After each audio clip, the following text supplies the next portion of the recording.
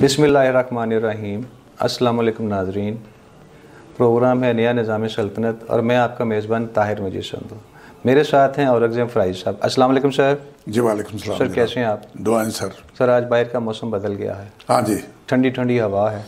हाँ, हल्की सी बूंदाबांदी है। असल में हम अंदर का मौसम बदलना चाह रहे हैं। असल में हम अंदर हाँ, ये निज़ाम सल्तनत हम अंदर का मौसम बदलने के लिए कर रहे हैं। बाहर तो अल्लाह पाक मौसम बदल ही रहा है। बेशक बेशक। और वो कौमें कभी तरक्की नहीं करती जो अंदर का मौसम तब्दील नहीं करती। बिल्कुल ऐसे ही है, बिल्कुल जैसे वो खुदा ने आज तक उस कौम की हालत नहीं बदली, ना हो जिसका ख्याल आप अपनी हालत के बदल। यार कैसा फलसफा। डॉक्टर साहब ने बड़े वो फलसफे की बात है सारी उनकी। उनकी एक एक मिसरा, एक एक शेर जो है वो फलसफा ही है सारा।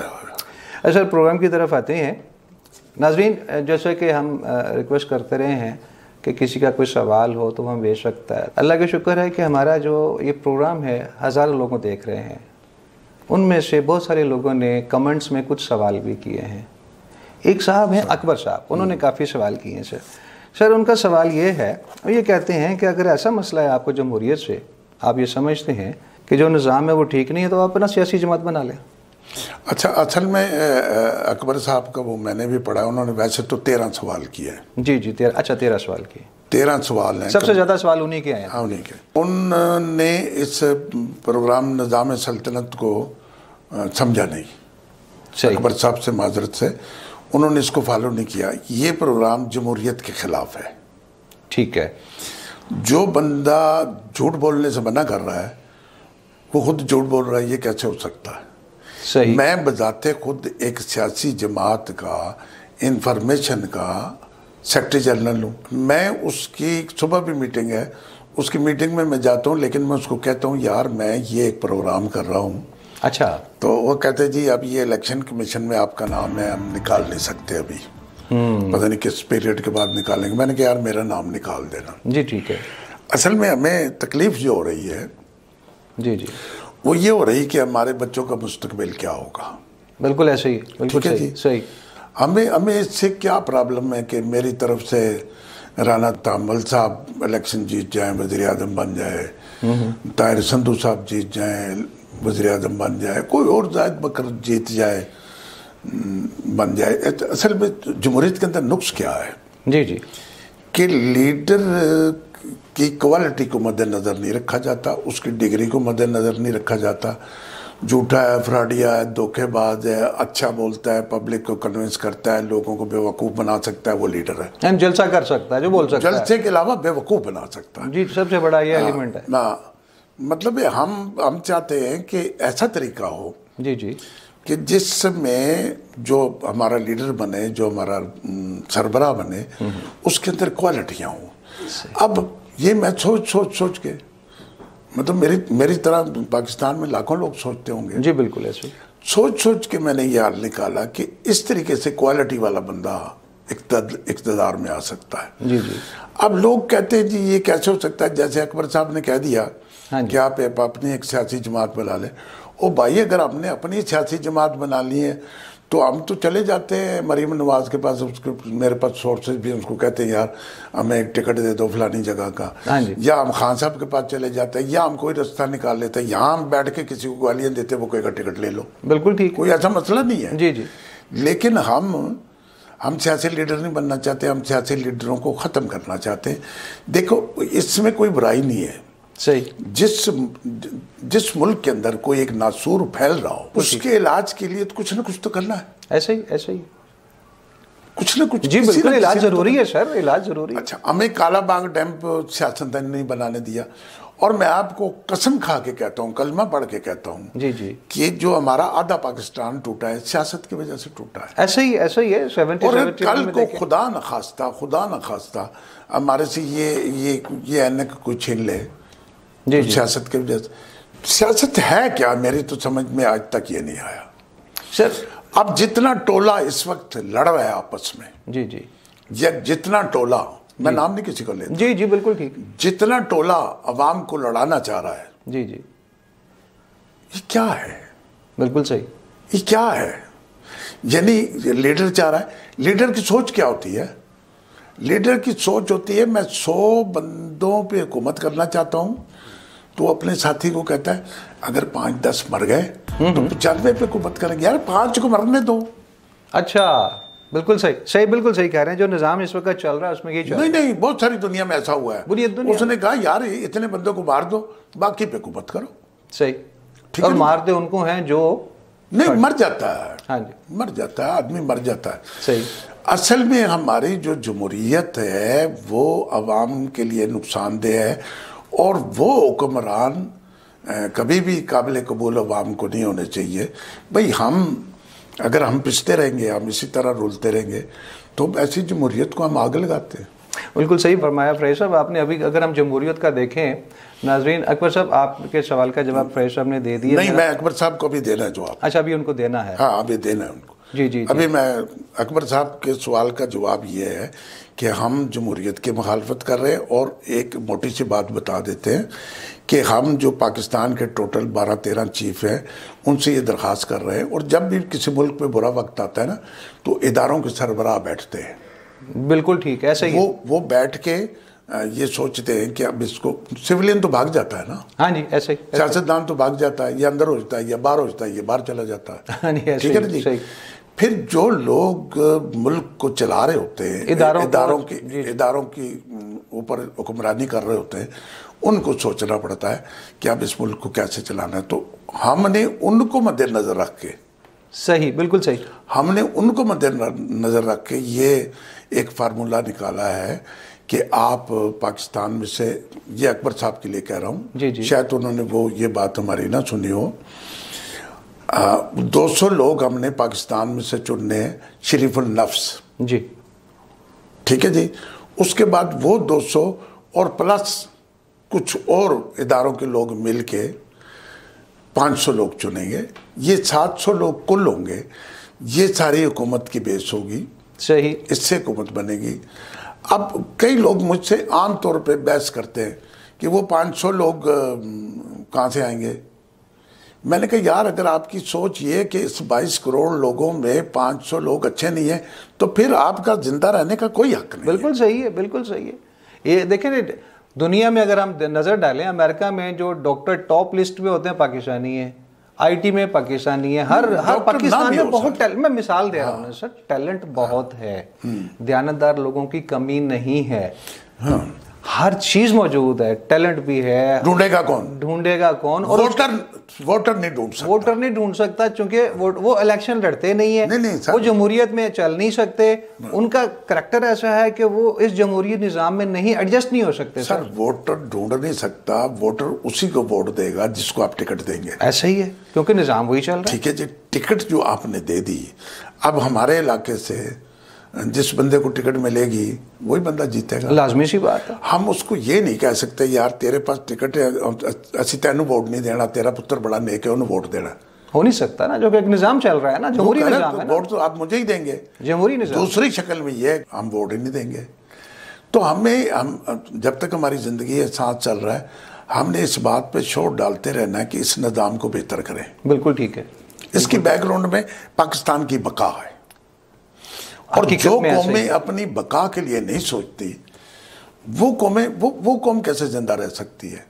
बिल्कुल ऐसे ही फ़रैद साहब, जैसे पाकिस्तान। और सवाल आपके पास? जी, मैं इसी, जैसे अभी कौमों के जिंदा रहने की और अपने लिए नहीं सोचती, उसकी मैं थोड़ा सा यहाँ पर बात करना चाहूँगा। जैसे हमारे फोर फादर्स ने, मेरे बाप दादा ने पाकिस्तान की तहरीक में हिस्सा लिया, इसी तरह आपके बड़ों ने भी हिस्सा लिया। उन्होंने सोचा हमारे लिए कि एक आज़ाद मुल्क हमारे बच्चों के पास होना चाहिए कि वो आज़ादी से मुसलमानों के तरीके से रह सकें। अब हम जो बात कर रहे हैं कि नया निज़ाम सल्तनत जो आपने नज़रिया दिया, वो हम अपनी अगली नस्ल के लिए सोच रहे हैं। पाकिस्तान तो बन चुका, अब उसके सिस्टम को ठीक करना है। तो इसमें थोड़ा सा ये जो आपने बात की है ना, इसमें थोड़ा सा ये फ़लसफ़ा है जी कि पाकिस्तान प्योरली इस्लाम के बेस पर बना है। ठीक है। उसमें आप खंगालते जाएं, आपको बहुत कम ये बात तो मिलेगी कि ये मुसलमान कैसे तरक्की करेंगे, इनका कारोबार क्या होगा, ये एक्सपोर्ट क्या करेंगे, बनाएंगे क्या, किस तरह क्या होगा। जी। नहीं, वो तो पाकिस्तान का मतलब क्या, ला इलाहा इल्लल्लाह। ठीक है। मैं एक जगह ये भी कहता हूँ कि जब आप ये फैसला कर लेंगे कि पाकिस्तान का मतलब क्या, ला इलाहा इल्लल्लाह, इसमें आप मोहम्मद रसूलुल्लाह शामिल करें तो फिर ये पाकिस्तान ताकतवर होगा। ऐसे ही। अच्छा अब ये तो पाकिस्तान बनाने की आपने कहा ना, बुजुर्गों ने कोशिश की, उन्होंने कहा जी मुसलमान अलग होंगे, हिंदू अलग रहेंगे, दो कौमी नजरिया जो है, चलो जी अपना अपना सामान उठाया, पाकिस्तान की तरफ चल पड़े। किसी हिजरत करने वाले ने ये नहीं सोचा मैं वहाँ जाके ना वो सब्जी पैदा करूँगा, वो फल पैदा करूँगा, वो कपड़ा बनाऊँगा, वो मशीनरी बनाऊँगा जो हिंदुस्तान में नहीं बनी। सही, बिल्कुल सही। ठीक है, उसके लिए पाकिस्तान में एक ही बंदा था जिन्होंने मियाँ शरीफ के अंदर, वो ठीक है, लेकिन अच्छा वो मैं इसलिए तारीफ कर रहा हूँ कि मेरा उससे वास्ता पड़ा। बिल्कुल ठीक है, बिल्कुल ठीक है। तो ये नहीं, हम जब हिजरत करके आए तो हमारे जहन में बिल्कुल ये नहीं था। उसकी वजह हमारे जहन में मजहब था और उसकी एक और वजह सर, मैं माजरत के साथ कि जब दो कौमी नज़रिया दिया गया, उसकी बुनियादी वजह यह थी कि मुसलमानों को हर लेवल पे पीछे रखा जाता था। एजुकेशन में, गवर्नमेंट सर्विसेज में, सीनियर पोस्टों पे मुसलमानों को नहीं लेके, एजुकेशन नहीं दिलाई जाती थी। उस वजह से एक अलहदा चाहिए था कि हमारी अगली नस्ल एजुकेट हो के फिर आगे उन्होंने सारे पाकिस्तान को चलाना। ये किसने करना था? ये जिनको हम अपना राइवल सिलेक्ट करते उन्होंने करना था। उन्होंने कुछ नहीं किया। हाँ जी, उन्होंने कुछ नहीं किया। हमने जिनको लीडर बनाया, समझते हैं माजरत के साथ, जी माजरत के साथ पाकिस्तान में वो लोग, पहले भी मैं कह चुका हूँ, वो लोग वजीर आजम बने जो खुदा की कसम किसी महकमे में इंस्पेक्टर नहीं लग सकते। सर सही तरह बोल नहीं सकते, नहीं इंस्पेक्टर नहीं लग सकते। जी। उनमें इतनी क्वालिटी नहीं कि वो इंस्पेक्टर का क्वालिफाई करें और वो इंस्पेक्टर लग जाए। हम जो निज़ाम दे रहे हैं जी वो बड़ा पाक साफ, बड़ा सुथरा, बड़ा आला किस्म का निज़ाम है। और मुझे ये पता है, जी मुझे ये 100% पता है कि ये कुछ भी नहीं होगा, हम ऐसे बोल के मर जाएंगे। होना कुछ नहीं, मतलब जिनको हराम खाने की आदत पड़ जाए, जिनको करप्शन की आदत पड़ जाए, जिनको झूठ बोलने की आदत पड़ जाए, जिनको मुनाफिकत की आदत पड़ जाए, और जिनको अवाम लड़ाने की आदत पड़ जाए, और जिस अवाम में ये शऊर ना हो कि हम क्यों लड़ रहे हैं, हम मुल्क के लिए लड़ रहे हैं या लीडर के लिए। मैं ये आखिर में ये अवाम से कहूँगा, आपने कभी ये सोच के आप लड़े हैं कि हम मुल्क के लिए लड़ रहे हैं? नहीं, आप लीडर के लिए लड़ते हैं। सही कहा आपने, बिल्कुल। लीडर के लिए क्यों लड़ते हो यार? लीडर तो गाजर मूली कल होगी, आज है कल नहीं होगा। ऐसे ही इस नजरिए के लिए, मुल्क के लिए लड़ना है। इस मुल्क के लिए लड़ो, बिल्कुल, इसकी बेहतरी के लिए, इसकी तरक्की के लिए। इसलिए तो ये जो निज़ाम आपने इंट्रोड्यूस कराया है वो इस मुल्क के लिए, अवाम के लिए है ना। अच्छा, और सवाल ये है कि जो निज़ाम आपने इंट्रोड्यूस करवाया उसमें वज़ीर आज़म का इंतखाब हो गया, ठीक है, लेकिन सदर साहब का इंतखाब कैसे होगा और वो कौन होगा? सदर को वज़ीर आज़म बनाता है ना? नहीं, सदर को पार्लियामेंट बनाती है सर। ओहो, वज़ीर आज़म, हाँ जी, वज़ीर आज़म की प्रपोजल होती है। जब वज़ीर आज़म बन जाएगा ना, जी तो सदर भी बन जाएगा। ओके, इसलिए बन जाएगा जी कि इमरान खान साहब ने कहा कि आरिफ अलवी साहब सदर होंगे, ठीक है। अपना मियाँ साहब ने कहा कि ममनून खान सदर होंगे, तो सदर वही हुए ना। तो हम जो बात कर रहे हैं वो वज़ीर आज़म बनाने की कर रहे हैं। अच्छा, ये भी मैं आपको बता दूं कि सदर, वज़ीर आज़म या इदारों के सरबराह, ये सब मुलाजिम होते हैं। बिल्कुल मुलाजिम है, ठीक है। तो ये जो सियासत में जीत कर आते हैं वज़ीर, सफ़ीर, ये मुलाजिम होते हैं, लेकिन ये ठग होते हैं। सही, ये उस किस्म के मुलाजिम नहीं होते। सदर गवर्नमेंट का मुलाजिम है। बिल्कुल ठीक है। गवर्नर भी गवर्नमेंट का मुलाजिम। मैं अगला सवाल करूंगा, लेकिन पहले मेरा सवाल थोड़ा सा, अभी मजीद एक सवाल उसी में से बनता है कि वज़ीर आज़म तो आपके सिस्टम के हिसाब से अताए करीम में से कुर्रा के साथ निकल आया, ठीक। वो उस अताए करीम के जो 500 लोग हैं उनमें से प्राइम मिनिस्टर आएगा ना, तो सदर साहब वो 500 में से आएंगे या 200 में से जो पहले आपने चुने हैं? नहीं, वो 500 में से आएगा या उसको किसी इम्तिहान के थ्रू सदर लगा दिया जाएगा। यानी कि जैसे ये जरूरी नहीं कि उसका कुरानंदाजी की जाए। हाँ, ये और वज़ीर आज़म के पास ये पावर मौजूद होगी कि वो जब चाहे सदर को उठा के दूसरा सदर लगा दे। ओके, अच्छा, अगला सवाल, गवर्नर लगा दे। अगला, इसी बातों से सवाल निकलते आ रहे हैं, क्योंकि सदर की बात हो रही तो गवर्नर उसके अंडर आता है, तो गवर्नर साहब भी वही लगाएंगे, अताए करीम वाले लगाएंगे। अच्छा सर, अब ये इस वक्त जो मौजूदा निज़ाम चल रहा है, जमहूरी सिस्टम चल रहा है, इसमें आज माशाल्लाह काबीना में 75 लोग हैं, बहुत सारे ऐसे हैं अभी उनको महकमे भी नहीं मिले, वज़रा या मशीर जो हैं वो बराबर का ओहदा होता है उनका, बहुत सारे ऐसे अभी तक उनको महकमे नहीं मिले, लेकिन तमाम फैसिलिटीज़ मिल चुकी हैं माज़रत के साथ। वज़ीरों का चुनाव कैसे होगा? महकमे तो हैं ना, हर महकमे को वज़ीर तो चाहिए, तो वज़रा का इंतखाब कैसे होगा? इसका थोड़ा सा तफसील से मैं जवाब देता हूँ सर। पहली बात तो ये है कि आप कह रहे हैं 75 वज़ीर हैं, मशीर और वज़ीर मिला के। अच्छा, अताए करीम में इतने वज़ीर इसलिए नहीं होंगे जी कि हमने उनको वोट के लिए अब्लाइज नहीं करना। ठीक है कि शहबाज शरीफ कह रहे हैं कि अगर इतने बंदों को मैं वज़ीर नहीं बनाऊंगा जी जी तो मेरी अक्सरियत कम हो जाएगी। खान साहब कह रहे थे मेरे इतने वज़ीर ना हुए तो मेरी अक्सरियत कम हो जाएगी। जमहूरियत की मजबूरी है ना? लाई साहब ने जितने लश्कर बनाया है कि मेरी अक्सरियत कम हो जाएगी। जमहूरियत की मजबूरी है ना सर? जमहूरियत की मजबूरी नहीं है, खुद गर्जी की मजबूरी है। तो जमहूरियत इस वक्त खुद गर्जी है। अच्छा, अब जब आपने पहले भी रिकॉर्डिंग से पहले भी एक सवाल किया था, भूल गए कि कितने वज़ीर होंगे, वो अगला सवाल यही था ना। अच्छा, वज़ीर कैसे होंगे और कितने होंगे? अच्छा, कितने वज़ीर होंगे? उतने वज़ीर होंगे जितनों की ज़रूरत है। ज़्यादा वज़ीरों की इसलिए नहीं होंगे कि वज़ीर आज़म को ये डर ही नहीं होगा कि मुझे वज़ीर निकाल देंगे या मुझे अक्सरियत निकाल देगी। अक्सरियत का तो सिलसिले खत्म हो जाएगा। यानी नो कॉन्फिडेंस मैं एक वोट बात नहीं आ कहता सकता, हूँ, पार्लियामेंट मुझे नहीं एक होगी बंदा ना। कल बहस कर रहा था कि कहता है अक्सरियत में बड़ी ताकत होती है। ऐसे ही मैंने कहा 2 अरब मुसलमान हैं तो आप सारी दुनिया को मुसलमान कर ले, अक्सरियत नहीं आपकी। हाँ जी, अक्सरियत है ना। हाँ जी, अक्सरियत। और उसके बाद बुत मजहब की अक्सरियत है, हाँ वो बुत मजहब बना के दिखा दें, या उसके बाद ईसाईयत की अक्सरियत है। जी जी, ऐसे ही अक्सरियत है।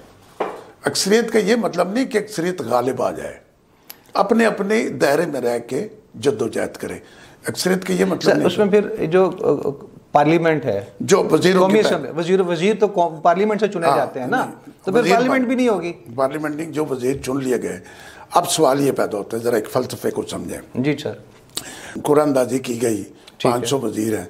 हमारे एक दोस्त हैं राना ताम्बल साहब, उनका नाम निकल आया। ठीक है। शरीफ आदमी है, नेक आदमी है, सच्चे हैं, दयानतदार है, पूरा तोलते हैं, सच बोलते हैं। सही। उनका नाम निकल आया। अच्छा। कि वज़ीर आज़म है। ठीक है। अब अताए करीम बैठी और राना ताम्बल साहब ने कहा कि बेशक मैं इन 500 लोगों में सिलेक्ट होकर यहाँ पहुँच चुका हूँ, लेकिन मैं वज़ीर आज़म की कुर्सी पर नहीं बैठना चाहता, लिहाजा मुझे आप फलां किस्म की वजारत दे दें।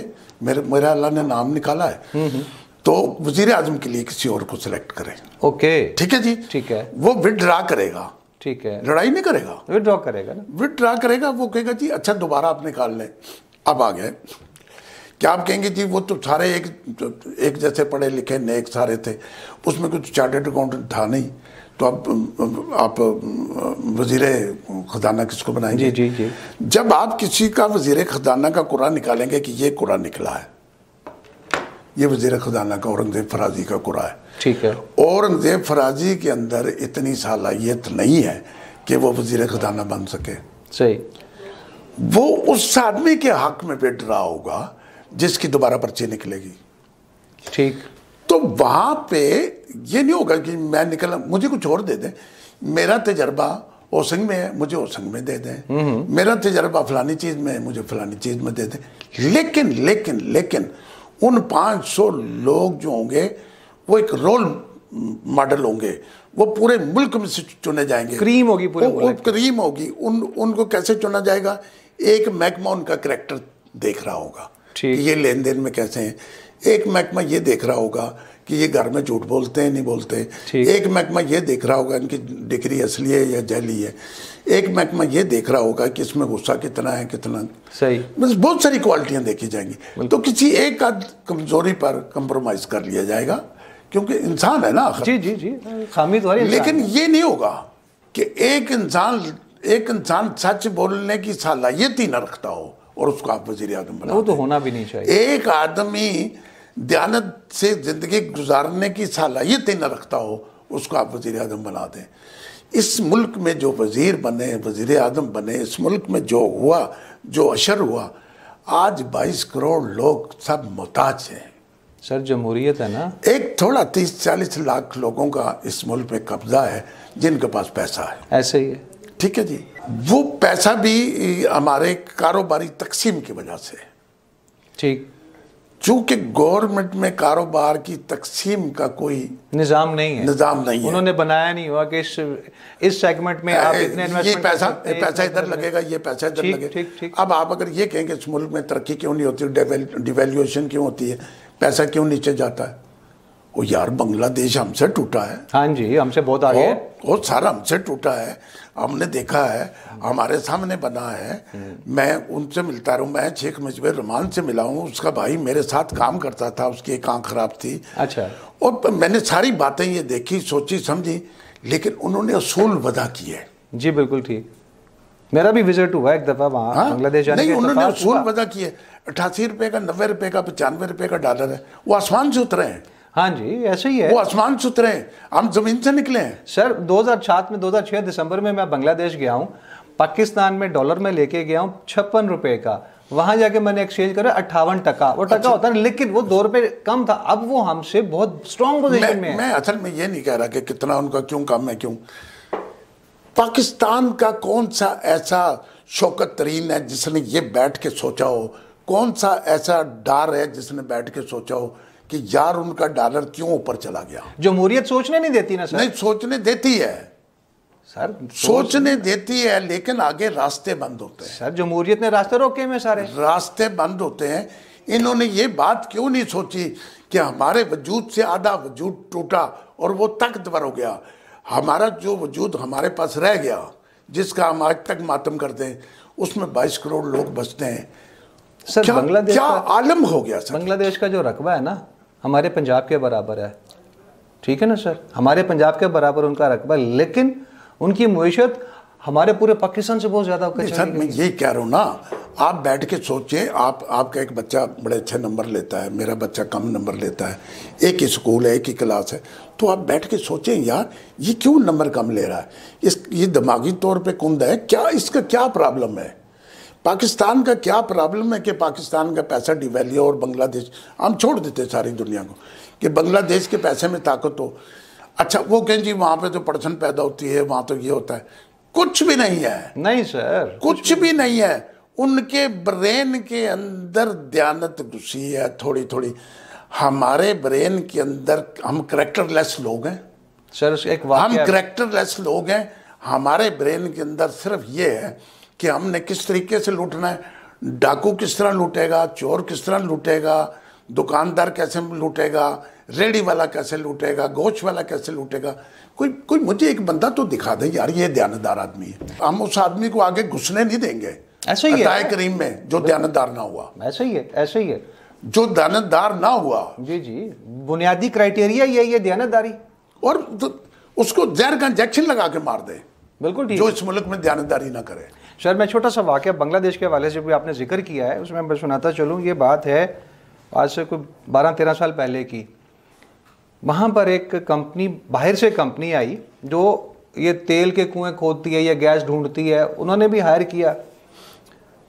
एक ऑयल की डील हो रही थी, जो मिनिस्टर था या जो वहाँ का इंचार्ज था जो डील कर रहा था बांग्लादेश की तरफ से उस कंपनी के साथ, बार्गेनिंग करते करते करते करते बहुत नीचे तक आ गया। वो कहते जी हमें आपको भी कमीशन देना, कहता मुझे कमीशन नहीं चाहिए, मुझे प्राइस कंपेटिटिव चाहिए, यानी कम प्राइस में चाहिए। वो एक फाइनल होगी प्राइस, बाद में वो कहता अब मेरा कमीशन कितना है। अच्छा ये सुनिएगा ज़रा पूरी बात। वो बंदा परेशान हो गया, उसने ठीक है जी हम आपको इतने % भी कमीशन दे देंगे। अच्छा चलो इस प्राइस में से वो कमीशन भी माइनस करो। सर ये होती है मुल्क के साथ वफादारी। अच्छा मैं इसकी एक और मिसाल आपको देता हूँ, जापान की। जी जी, मेरी फैमिली का बंदा है, यहाँ भी आता है। अच्छा, वो गाड़ियों की कंप्यूटर पे ऑफर देते हैं, बिट होती है। जी बिल्कुल ऐसा ही है। वो कहता है इतने पाकिस्तानी, वो कहता मैंने एक पाकिस्तानी गाड़ी की 18 लाख ऑफर लगा दी। ऑक्शन होती है ऑनलाइन। हाँ जी, ठीक है जी। पहले जापान वालों के पास पहले उसकी गाड़ी की जो मैक्सिमम जो बोली थी वो 12 लाख थी। अच्छा, अब जो कंपनी थी उसने कहा यार इस बंदे ने असेसमेंट गलत की है, इसको तो नुकसान हो जाएगा, पाकिस्तान ये गाड़ी जाएगी। उन्होंने उसको कहा, जो कंप्यूटर पे आपस में बातचीत होती है, उसने कहा ठीक है गाड़ी हम आपको दे रहे हैं, ठीक है ये आप इतना पे ऑर्डर या जैसे पैसे जो तरीका जो सिस्टम में भेज दिया जी। और जब वो पैसे भेजने लगा उसने कहा अच्छा जी आपने 14 लाख भेजना है। ओके। अब ये बंदा सोचने लगा ना तो दिमाग तो नहीं खराब हो गया, मैं 18 लाख किया, वो कहते 14। उनका भाईजान हमारे पास इसकी जो मैक्सिमम प्राइस थी वो 15 लाख थी, 15 लाख थी, आपने हमें ऑफर दे दी 18 लाख की, हमारे पास बोली आई 12 लाख की, तो हमने 2 लाख बढ़ा के आपको लाख रुपए का बेनिफिट भी दे दिया, आपको लाख का बेनिफिट दे दिया। और आप हमें, यार जिस कौम के अंदर ये क्वालिटी होगी तरक्की क्यों नहीं करेगी सर? होय सर जब ये हिरोशिमा नागासाकी पे बम फेंके गए उसके बाद वो डेवलपमेंट का छोटा सा एक वाक्य मैं बताता हूँ, 2 वाक्य इसमें सुनाऊंगा। एक बल्ब, लोकल जो जापानीज बल्ब था फॉर एग्जांपल, वो 5 रुपए का था, एक किसी दूसरे मुल्क से इंपोर्ट होकर आता था वो 3 रुपए का था। जापानीज प्रेफर करते थे, तरजीह देते थे कि हमने जापानी बल्ब इस्तेमाल करना है। आज अगर ये 5 का है, कल को हम इनकी क्वालिटी भी हालांकि अच्छी नहीं है, लेकिन 1 साल 2 साल बाद इसकी क्वालिटी बेहतर हो जाएगी। ये हो गया नेशनलिज्म। नंबर 2, जापान में कितना सैलाब और जलजले आते हैं। एक गांव का वाकया, खातून सामान लेके आती है होलसेल मार्केट से, वहां बैठ के उसी रेट पे बेचती है, आवाम को देती है। एक बंदे ने सवाल किया कि आप उसी रेट पे, जिस रेट पे लाती हो उसी रेट पे बेच देती हो, आपको क्या फ़ायदा होता है? कहती मुझे फ़ायदा ज़ाती नहीं होता, लेकिन मेरी आवाम का फ़ायदा होता है जो वहाँ जाके ले नहीं सकते, उनको मैं यहाँ उनके डोर स्टेप पे अशिया फराहम कर देती हूँ। ये सोच है उनकी और यही तरक्की का राज है। हमारी तरह हज़ारों लोग टीवी पे बैठ के मिसालें देते हैं, जी ऐसे ही, फलाना यूँ है, फलाना यूँ है, फलाना यूँ है, फलाना यूँ करता है। कोई बंदा ये नहीं बताता कि ये जो करैक्टर है इसको कैसे ठीक किया जाएगा। तो आपने नजरिया दे दिया ना जी। मैं ये तो कहता हूँ कि यार लोग करैक्टर लेस है जी जी, लेकिन इनका करैक्टर कैसे ठीक करोगे? डंडे से होगा, वैसे नहीं होगा। डंडे से होगा, किस तरीके से होगा? जब हुक्मरान अच्छे होंगे जी जी, तो फिर जब तक हमारा करैक्टर नहीं बनेगा ना। ऐसा ही है, ऐसे ही किरदार बुनियादी चीज़ है सर। मैं एक बात कहता हूँ, अगर पाकिस्तान में लोग सच बोले, पाकिस्तान में लोग अगर सच बोले, जी जी, सिर्फ एक बात है ना।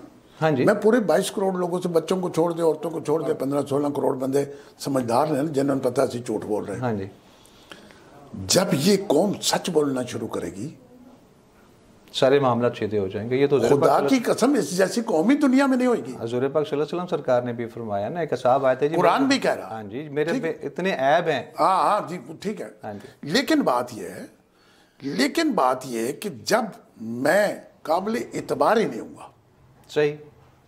हमारी तो वो मिसाल है कि सांप अगर सड़क के उस पार से जा रहा हो, जी जी, हम इधर पत्थर ढूंढते हैं, उठाओगे उसको दौड़ मारते हैं। ऐसे ही है, बिल्कुल ठीक है। आप मेरे से पूछें यार सांप तो उधर जा रहा था, आपने पत्थर क्यों मारा उठा के उसको? तो मैं कहता हूँ ये नाकाबिल एतबार जानवर है। बिल्कुल ठीक। मैंने इसलिए इतनी दूर पत्थर मारा, हालांकि वो मुझे काट ही नहीं सकता, उसका इधर आने का काम ही कोई नहीं, उसने उधर से गुजर जाना है। हम इस किस्म के नाकाबिल एतबार इंसान हैं कि हमें बैनुल-अक़वामी तौर पर पत्थर मारा जाता है कि हमारे वज़ीर आज़म को ये कहा जाता है कि ये जो पूछ रहा है कि हाल चाल है, ठीक है, खुश हैं, तो आपस में कह रहे हैं पैसे मंगेगा। ऐसे ही है। अभी जो लेटेस्ट यूरोपीय यूनियन ने जो मैं इन्हीं की बात कर रहा हूँ ना। हाँ जी, पैसे मंगेगा। हमारा हाल वो, मैं एक बात कहता हूँ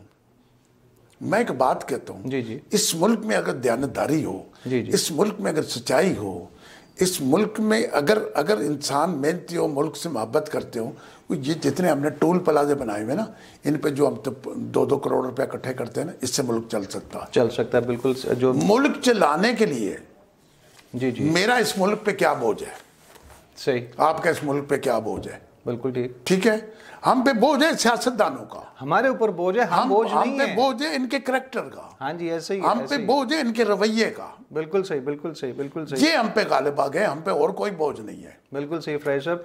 और फिर आप, सॉरी मैं भूल जाऊंगा, आपने एक ये भी सवाल किया था कि हम तरक्की कैसे करेंगे। जी जी, हाँ जी, बिल्कुल ये सवाल है कि हम तरक्की कैसे कर सकते हैं। कैसे तरक्की करेंगे? जब ऊपर ऐसे लोग आएंगे जिनको ये डर नहीं होगा कि अगली बारी मैं वजीर बनना है, हाँ, तो तरक्की हो जाएगी। तरक्की हो जाएगी। बिल्कुल बजा फरमाया आपने फ्राई साहब। वक्त की कमी है, मुझे कहा जा रहा है कि वक्त हमारे प्रोग्राम का अच्छा, ये वक्त जो है ना, अभी मैं सजदे में गया ही था, अभी मैं सजदे में गया ही था कि सदा आ गई अल्लाह अकबर। अल्लाह अकबर।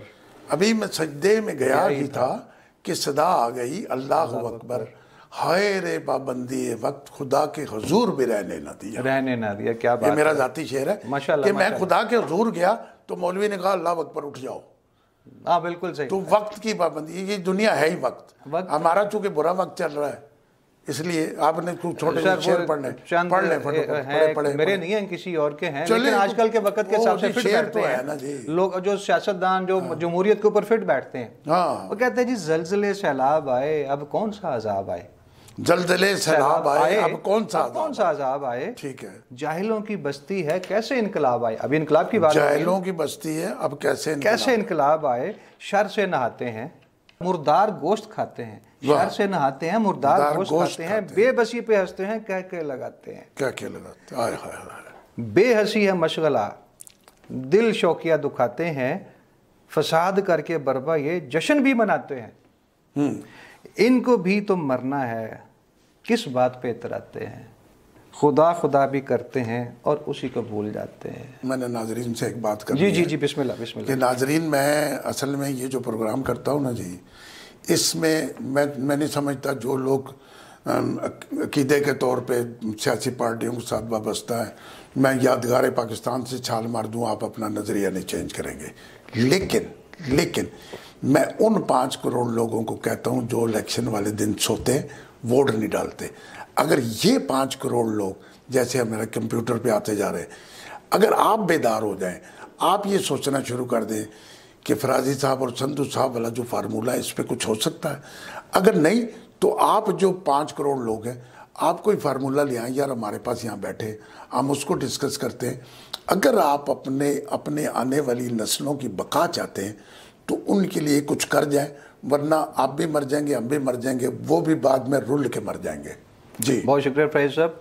अगर आप अपनी आने वाली नस्लों के लिए बका चाहते हैं तो हमें कुछ करना पड़ेगा। इसी के साथ हम इजाज़त चाहते हैं। फैज साहब आपका बहुत शुक्रिया। पाकिस्तान जिंदाबाद।